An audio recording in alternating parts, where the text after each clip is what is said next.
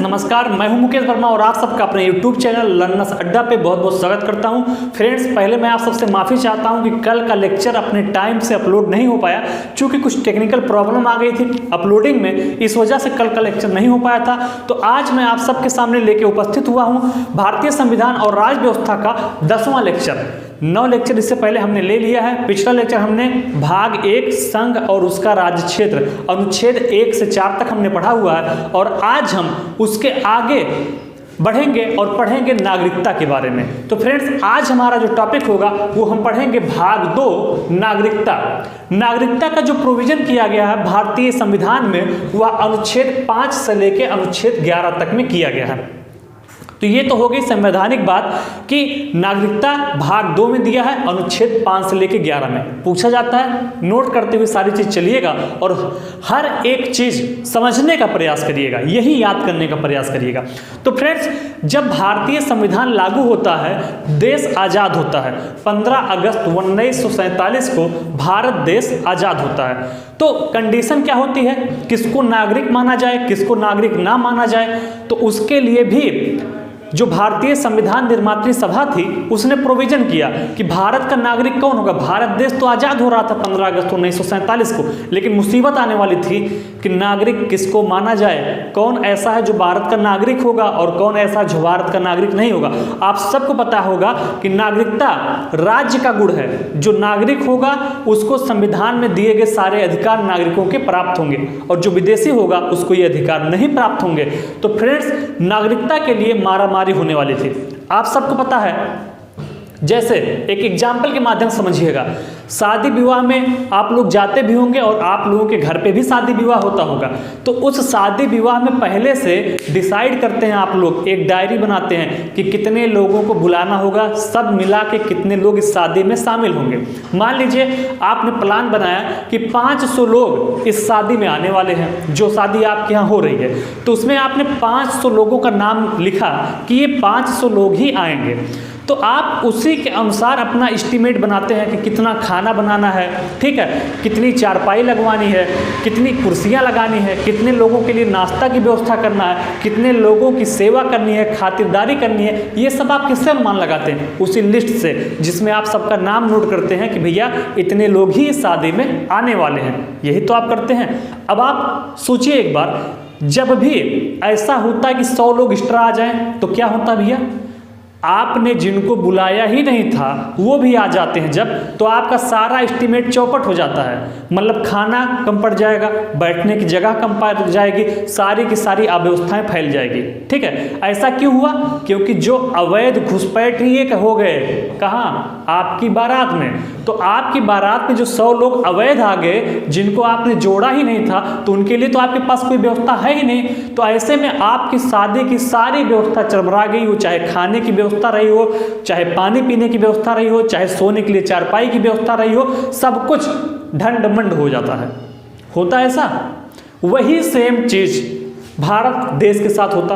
अगर नागरिकता ना डिसाइड होती कि कौन भारत का नागरिक बनेगा, कौन नागरिक नहीं बनेगा, कितने लोग भारत में रहते हैं, नीतियां बनाते वक्त हमको ये जानना तो जरूरी है ना कि भारत की नागरिकता कितनी है। मतलब कि हमको कितने लोगों के लिए प्लान करना है, कितने लोगों की शिक्षा की व्यवस्था करनी है, कितने लोगों की स्वास्थ्य की देखभाल करनी है। तो जब हमारे पास एक आंकड़ा होगा, एक लिस्ट होगा, वो लिस्ट क्या होगी? नागरिकता की लिस्ट होगी। तो उसी के अनुसार ही तो हम अपने विकास के प्रोग्राम आगे बनाएंगे कि कितने बच्चों की शिक्षा की व्यवस्था करनी है, बाकी सारी चीज़ें, कितने लोगों के रोजगार मुहैया कराना है। तो इसलिए नागरिकता आवश्यक है, जैसे शादी में लिस्ट आवश्यक है।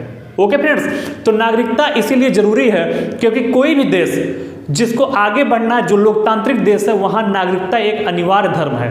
अगर नागरिकता नहीं होगी तो उसे अपने जो भविष्य की परियोजनाएं बनानी है, योजनाएं बनानी है, वो आंकड़े ही नहीं है कि आपको कितने लोगों के लिए बनाना है। तो इस वजह से नागरिकता आवश्यक होगी। अब बात करते हैं भारत की नागरिकता पे। नागरिकता कितने प्रकार से मिल सकती है, कितने प्रकार से समाप्त की जा सकती है, ये सब बाद में चर्चा करेंगे। पहले हम संवैधानिक चर्चा करते हैं नागरिकता के बारे में। तो फ्रेंड्स, अनुच्छेद 5 में क्या कहा गया है?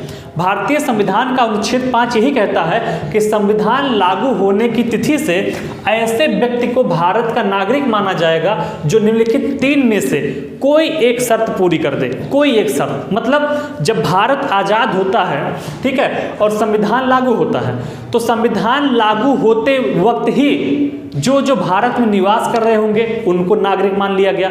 तो अब प्रॉब्लम तो आई ना, किसको नागरिकता दी जाए। तो जब भारत आजाद हुआ तो अनुच्छेद 5 में यह व्यवस्था की गई है कि संविधान लागू होने की तिथि से, मतलब जिस दिन संविधान लागू हुआ उस तिथि से ऐसे व्यक्ति को भारत का नागरिक स्वतः मान लिया जाएगा। उसके लिए कोई कागजी कार्रवाई नहीं करनी है। कैसे व्यक्ति को? जो निम्नलिखित 3 में से कोई एक शर्त पूरी कर रहा हो, कोई एक शर्त। मतलब जब भारत आजाद हुआ और संविधान लागू हुआ उस समय भारत में रह रहे जो व्यक्ति हैं वो 3 में से अगर कोई एक शर्त भी पूरी कर रहे थे तो सबको भारत का नागरिक घोषित कर दिया गया। अब देखिए शर्तें क्या क्या है। पहली शर्त कि वह भारत राज्य क्षेत्र में जन्मा हो। भारतीय संविधान लागू होने के समय ऐसा कोई व्यक्ति जो भारतीय राज्य क्षेत्र में जन्मा हो। भारतीय राज्य क्षेत्र का मतलब क्या है? जो इस देश का एरिया है, जितने राज्य हैं, जितने केंद्र शासित प्रदेश हैं, जो भी इस देश के बाउंड्री में, सीमाओं के अंदर जन्मा है, वो सारे व्यक्ति भारत का नागरिक मान लिए गए। तो पहली कंडीशन थी कि वह भारत राज्य क्षेत्र में जन्मा हो। अगर ऐसा कोई व्यक्ति जो भारत राज्य क्षेत्र में जन्मा है वह स्वतः भारत का नागरिक उस समय मान लिया गया जब भारत आजाद हुआ था, जब संविधान लागू हो गया था। ठीक है। दूसरी शर्त क्या है दोस्तों? दूसरी शर्त यह थी कि उसके माता व पिता में से कोई एक भारत में जन्मा हो। अगर आप ये शर्त नहीं पूरी कर रहे हैं, पहली बार, ठीक है, कि आप भारत राज्य क्षेत्र में मान लीजिए नहीं जन्मे हैं, आप जन्मे थे अमेरिका में, लेकिन जब भारत का संविधान लागू हुआ तो उस समय आपके माता या पिता में से कोई एक अगर भारत में जन्मा हुआ है तो आपको भी, आप भले ही भारत में नहीं जन्मे हो लेकिन आपके माता पिता में से उस समय कोई अगर भारत में जन्म लिया था तो आपको भी भारत की नागरिकता प्रदान कर दी गई। ठीक है, ये होगी दूसरी शर्त। अब देखिए, अगर आप ना पहली कंडीशन फॉलो कर रहे हैं, मतलब ना आप भारत राज्य क्षेत्र में जन्मे हैं, ना आपके माता पिता ही भारत राज्य क्षेत्र में जन्मे हैं, तो तीसरी कंडीशन थी, अगर आप ये कंडीशन भी फॉलो कर ले तब भी आपको नागरिकता मिल जाती। तीसरी क्या थी?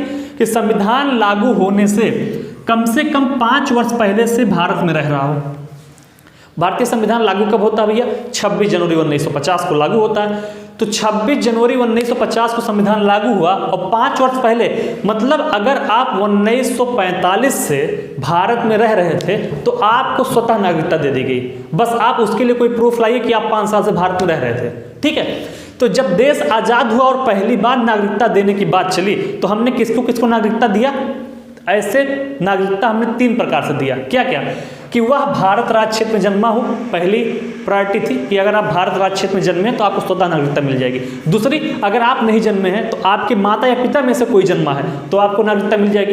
फिर ये दोनों भी आप नहीं पूरी कर रहे हैं। तीसरी, आप 1945 के बाद से, मतलब जिस दिन संविधान लागू हुआ उससे 5 वर्ष पहले से भारत में रह रहे हैं। मान लीजिए 26 जनवरी 1950 को भारत का संविधान लागू हुआ और आप 1945 में ही भारत में रह रहे हैं, 1945 से ही भारत में रह रहे हैं, तो आपको स्वतः नागरिकता मिल जाएगी। तो जो भी व्यक्ति इन 3 कंडीशनों को फॉलो कर रहे थे उनको स्वतः नागरिकता प्रदान कर दी गई। फिर से देखिए, संविधान लागू होने की तिथि से ऐसे व्यक्ति को भारत का नागरिक माना जाएगा जो निम्नलिखित 3 में से कोई एक शर्त, ये नहीं कि तीनों शर्त पूरी करे, कोई एक शर्त। पहली शर्त, यदि आप भारत राज्य क्षेत्र में जन्मे हो तो स्वतः नागरिकता मिल गई। यदि आप नहीं जन्मे हैं लेकिन आपके माता पिता में से कोई भारत में जन्म लिया तो भी आपको नागरिकता मिल गई। अब ये दोनों भी आप नहीं पूरे कर रहे हैं, लीजिए तीसरी व्यवस्था भारत ने दे दी। तीसरी व्यवस्था ये दे दिया कि भैया आप संविधान लागू होने से 5 वर्ष पहले से भारत में रह रहे हैं तो आपको भी नागरिकता दे दी जाएगी। ठीक है, ये कहता है हमारा अनुच्छेद 5। ठीक है, अब देखते हैं अनुच्छेद 6 क्या कहता है। फ्रेंड्स, अनुच्छेद 6 जो है वो पाकिस्तान से प्रव्रजन करके भारत आने वाले ऐसे व्यक्तियों को भारत का नागरिक माना जाएगा। अब देखिए, अनुच्छेद 6 में ऐसे लोगों के लिए व्यवस्था की गई। आप सबको पता होगा जब भारत देश आज़ाद हो रहा था तो डिवाइडेशन हो गया। जो भारत वाले थे वो पाकिस्तान, कुछ लोग जा रहे थे, कुछ पाकिस्तान वाले भारत में आ रहे थे। तो ये उनके लिए व्यवस्था अनुच्छेद 6 में दी गई जो पाकिस्तान से भारत को आ रहे थे आज़ादी के समय। ठीक है, तो जो जैसे लाहौर में निवास कर रहे थे, अब तक पैदा हुए थे लाहौर में, मान लीजिए मनमोहन सिंह थे, ठीक है, और वो भारत आ रहे थे, तो उनकी नागरिकता कैसे मिलेगी? जब देश का बंटवारा हुआ तो मैंने बताया ना, इधर से लोग उधर जा रहे थे पाकिस्तान, और पाकिस्तान से लोग भारत आ रहे थे। तो अनुच्छेद 6 में उनके लिए व्यवस्था की गई है जो उस बंटवारे के टाइम पाकिस्तान से भारत को आ रहे थे, ना कि भारत से पाकिस्तान को जा रहे थे। पाकिस्तान से भारत को आने वाले लोगों के लिए नागरिकता की व्यवस्था कहाँ की गई है? अनुच्छेद 6 में। तो मतलब बंटवारे के समय जो लोग पाकिस्तान से भारत आना चाह रहे थे उनको नागरिकता किस अनुच्छेद के माध्यम से दिया गया? अनुच्छेद 6 के माध्यम से दिया गया। अनुच्छेद 6 कहता क्या है? पाकिस्तान से प्रव्रजन करके, मतलब पाकिस्तान से माइग्रेट करके भारत जो आ रहे थे, ठीक है, हमेशा के लिए, ऐसे व्यक्तियों को भारत का नागरिक माना जाएगा। जो पहली कंडीशन ये थी, जो पाकिस्तान से भारत आ गए थे उनके लिए पहली कंडीशन ये थी कि उनके माता या पिता, दादा या दादी, नाना या नानी, मतलब चाहे माता हो, चाहे पिता हो, चाहे दादा हो, चाहे दादी हो, चाहे नाना हो और चाहे नानी हो, उनमें से अगर कोई 1935 के परिभाषित एक्ट में जन्मा हो, ठीक है, उस समय एक व्यवस्था की गई थी, तो जिसके माता पिता, दादा दादी, नाना नानी में से कोई एक भी, चाहे माता या पिता या दादा या दादी या नाना या नानी, उनमें से कोई भी 1935 के परिभाषित एक्ट में जन्मा हो तो उसको भारत की नागरिकता प्रदान कर दी जाएगी। दूसरी शर्त क्या रखी गई? जो 19 जुलाई 1948 से पहले भारत आ गए हों। तो फ्रेंड्स, पाकिस्तान से माइग्रेट होके जब देश आज़ाद हुआ, दंगे भड़क रहे थे, तो भारत से लोग पाकिस्तान जा रहे थे, पाकिस्तान से लोग भारत आ रहे थे। मान लीजिए जो हिंदू पाकिस्तान में थे और वो भारत वापस आ रहे थे, कब? वही संक्रमण काल, जब देश आज़ाद हो रहा था, ठीक है। तो ऐसे व्यक्ति जो 19 जुलाई 1948 से पहले पाकिस्तान से, मान लीजिए लाहौर से वापस भारत आ गए थे, उनको अनुच्छेद 6 के अंतर्गत भारत का नागरिक मान लिया गया। जो लोग भी 19 जुलाई 1948 के पहले भारत आ गए थे उनको भारत का नागरिक मान लिया गया। दूसरी शर्त यह रखी गई कि जिसके भी माता पिता, दादा दादी, नाना नाना में से कोई भी एक व्यक्ति 1935 के परिभाषित एक्ट में जन्मा, मतलब इन जो जितने नाम लिखे गए, माता पिता, दादा दादी, नाना नानी, इनमें में से कोई एक भी अगर 1935 के परिभाषित एक्ट से भारत में जन्म लिया था, चूंकि उस समय भारत पाकिस्तान एक था 1935 में, ठीक है, कोई भी अगर जन्म लिया था तो उसको भारत का नागरिक मान लिया गया। तो अनुच्छेद 6 किससे संबंधित है? पाकिस्तान से भारत आने वालों के लिए, जो माइग्रेट करके पाकिस्तान से भारत आ गए, उन्हीं के लिए अनुच्छेद 6 बनाया गया था। आज़ादी के समय जब ये लोग भारत को वापस आ गए थे तो उन्हीं के लिए आपका अनुच्छेद 6 बनाया गया था। तो क्लियर हो गया अनुच्छेद 5 और 6। आइए देखते हैं अनुच्छेद 7 के बारे में। फ्रेंड्स, इसमें क्या व्यवस्था की गई है अनुच्छेद 7 में? तो अनुच्छेद 7 में ऐसे व्यक्तियों की व्यवस्था की गई जो आज़ादी के समय, जब दंगे भड़के हुए थे, भारत और पाकिस्तान का बंटवारा हो गया था, तो उस समय कुछ लोग भारत से पाकिस्तान चले गए और पाकिस्तान से भारत आ गए। तो जो पाकिस्तान से भारत आगे रहने के लिए उनके लिए व्यवस्था तो अनुच्छेद 6 में की गई, लेकिन जो भारत से पाकिस्तान चले गए उस समय जब बंटवारा हुआ, लेकिन एकाध 2 साल बाद उनका मन वहाँ नहीं लगा और वो भारत वापस आना चाहते थे, तो उनके लिए, ऐसे व्यक्तियों के लिए जो एक बार भारत से पाकिस्तान गए थे बंटवारे के समय, लेकिन उसके कुछ समय बाद वो भारत वापस आके यहीं का नागरिक बनना चाहते थे, तो उनके लिए व्यवस्था कहाँ की गई? अनुच्छेद 7 में की गई। समझिएगा डिफरेंस, बहुत अच्छे समझा रहा हूँ मैं, और नोट कर लीजिए सारी चीज़ें। तो अनुच्छेद 7 में ऐसी नागरिकता की चर्चा की गई जिसमें आज़ादी के समय जब कुछ लोग भारत से पाकिस्तान चले गए, लेकिन उनका मूड वहाँ जचा नहीं भैया, वहाँ उनको मज़ा ही नहीं आ रहा था, भारत में रह रहे हैं आज तक, पाकिस्तान गए मज़े नहीं आ रहा है, तो वो फिर कहे भैया ना, यहाँ हम नहीं रहेंगे, हम वापस जाएंगे भारत में। तो वो लोग जो एक बार पाकिस्तान गए थे दोबारा भारत वापस आना चाहते थे, तो उनके लिए व्यवस्था की गई अनुच्छेद 7 के अंतर्गत, ठीक है। इसमें शर्त क्या रखी गई कि 1 मार्च 1947 के बाद यदि कोई व्यक्ति भारत छोड़कर पाकिस्तान गया, कब? 1 मार्च 1947 के बाद यदि कोई व्यक्ति भारत छोड़कर पाकिस्तान जाता है तो वह भारत का नागरिक नहीं माना जाएगा, ठीक है। तो मान लीजिए उनकी नागरिकता समाप्त होगी, लेकिन वह यदि दोबारा भारत आके अस्थायी रूप से रहना चाहता है यहाँ पे, तो जब दंगे भड़के हुए थे तो कुछ लोग, मान लीजिए कुछ मुस्लिम लोग थे, वो यहाँ से चले गए पाकिस्तान, लाहौर में निवास करने लगे, लेकिन भैया मूड तो लग नहीं रहा है, क्योंकि जो जन्मा इस धरती पे है, यहाँ के आपस के लोग, आरी बगल के जो लोग थे, अगल बगल के, उनसे उनका मोहब्बत है, प्यार है, भाईचारा है, अब उनको मज़ा ही नहीं आ रहा था वहाँ, तो वो फिर कहे भैया मूड बनाए हम वापस जाएंगे भारत में, ठीक है। अब वो भारत वापस आए तो उनके लिए 2 शर्तें रखी गई कि अगर आप भारत दोबारा वापस आके रहना चाहते हैं स्थायी रूप से, तो आप 2 शर्तें अगर पूरी करते हैं तो आपको भारत की नागरिकता दे दी जाएगी। पहली शर्त क्या रखी गई कि उसे कम से कम 6 महीने से भारत में रहना होगा। मान लीजिए भैया कि कोई, मान लीजिए अब्दुल रहमान थे, वो बंटवारे के टाइम 1947 में 1 मार्च 1947 के बाद, मान लीजिए वो 15 मार्च 1947 को चले गए पाकिस्तान, ठीक है। अब 3 साल वहाँ रहे, 1950 तक रहे, 1951 तक रहे, 4 साल रहे। अब उनका मूड अब्दुल रहमान को वहीं नहीं लग रहा भैया। यहाँ मान लीजिए कोई था, उनका मोहब्बत था, उनका प्रेम था यहाँ पे, ठीक है, वो वापस यहाँ आना चाहते थे। कहाँ? भारत में। तो बड़ी विडंबना हो गई कि भैया नागरिकता कैसे दी जाए इनको, भारत कैसे आएंगे। तो उन्हीं के लिए व्यवस्था की गई अनुच्छेद 7 में कि भैया आप वहाँ पे अपना दिल ना तोड़िए, आप आइए भारत में। तो ये भारत में कैसे आएंगे? भारत में आए मान लीजिए 1951 में, तो पहले आप 6 महीने यहाँ रहिए। तब जब आप 6 महीने यहाँ भारत में रह लेंगे तो उसके बाद आप नागरिकता के लिए पंजीकरण करना होगा, और ये नागरिकता के लिए आप पंजीकरण करेंगे, आप भारत के नागरिक मान लिए जाएंगे। तो आपको वहाँ उदास नहीं रहना, पाकिस्तान में मन नहीं लग रहा था जब, तो तुरंत भाग आना चाहिए था। अब जो नहीं आ पाया आज तक वहाँ से, उझंक रहा वहाँ बैठ के पाकिस्तान में, तो बड़ी गलती होगी भैया। जब ये व्यवस्था भारत सरकार ने अनुच्छेद 7 उस समय दिया था, तो आप अगर भारत आ गए होते उसी समय जब मन नहीं लग रहा था वहाँ पे, तो आज यहाँ मौज कर रहे होते। वहाँ पाकिस्तान में रोज बम में उड़ रहा है, ठीक है। चलिए छोड़िए, आप जहाँ हैं वहाँ रहिए। तो अनुच्छेद 7 में फ्रेंड्स ये व्यवस्था कर दी गई।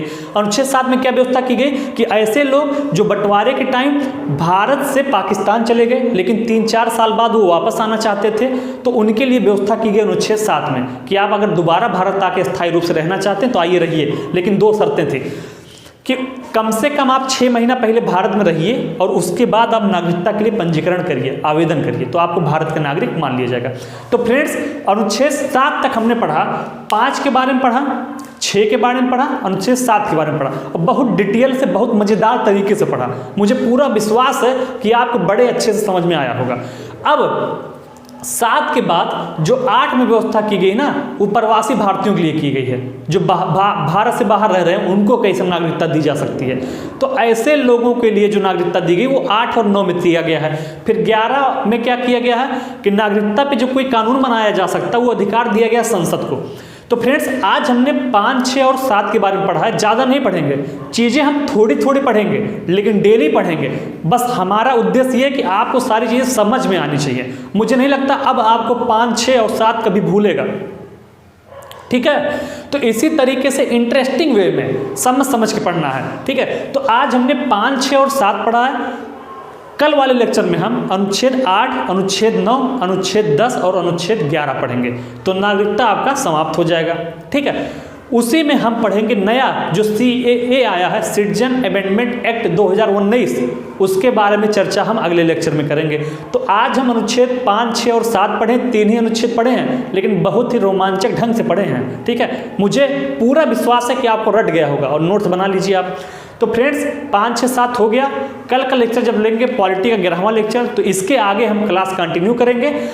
अगर आपको लेक्चर समझ में आ रहा है, मज़ा आ रहा है पढ़ने में, तो आप जाइए डिस्क्रिप्शन बॉक्स में, और वहाँ पे UPSI पॉलिटी का दिया गया प्लेलिस्ट, वहाँ आप लेक्चर 1 से लेके अब तक जितना पढ़ाया गया सब कुछ सीक्वेंस से वीडियो पढ़ा हुआ, lecture 1, lecture 2, lecture 3, lecture 4, lecture 5, 6, 7, 8, 9, 10 तक, ठीक है। तो 10वें लेक्चर तक आपको डिस्क्रिप्शन बॉक्स में जाइए, 1 से लेके 10 तक। अगर आज तक आप मेरा लेक्चर नहीं देखे थे, पहली बार देख रहे हैं, तो वहाँ से आप नोट्स बनाना चालू करिए।